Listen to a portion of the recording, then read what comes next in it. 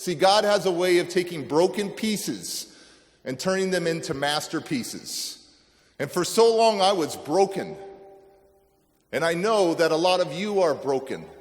Because the statistics don't lie, the numbers don't lie. Even though you go to a university, you're still feeling all these emotions. And I've got to tell you that God is there, even when you don't think he's there. See, how I came in this world is a crazy story. When she told my biological dad, who was just a boyfriend, I'm pregnant. He says, well, you better go kill that baby. You better go get an abortion, because if you don't get an abortion, I'll kill that baby. So at 3 months, no abortion. 6 months, no abortion. Thank God. 7 months, my mom is waitressing at a restaurant in San Diego, California, doing her job, waiting on tables. And I'm enjoying myself, swim that amniotic fluid in the warmth of my mother's womb. I have no idea what's going to happen. My dad comes into the restaurant in a fit of rage.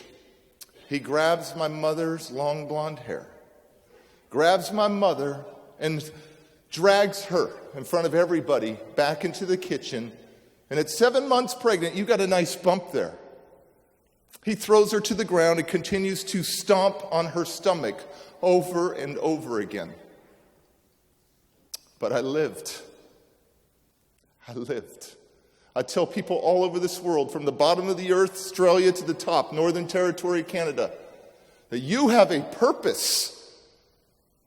As long as there is blood running through your heart, as long as there's air in your lungs, you have a purpose. You have to give meaning to your life. And the Lord has a purpose for you.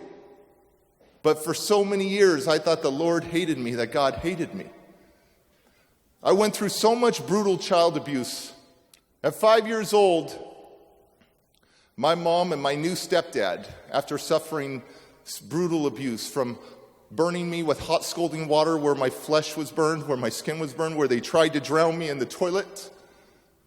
And at 5 years old, my stepdad and my mom loaded me up in the car. And we ended up at this building.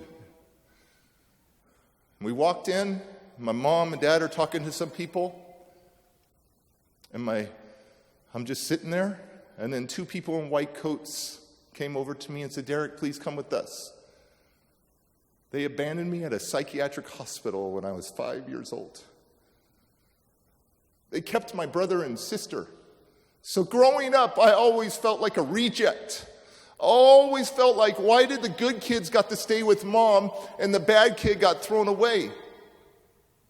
From there, I was like a lab rat, like a test monkey, literally a guinea pig. I have copies of all my neurological, the brain exams that they did in the machines, psychological, psychiatric evaluations, speech and language evaluations, and they said I had the IQ of a 2-year-old at 6 years old, that I was overtly psychotic, erratic psychosis, attachment issues, ADHD, all these issues.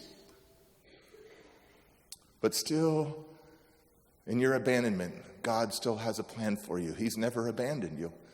But yet, the human side of us is, where are you, God? Where are you?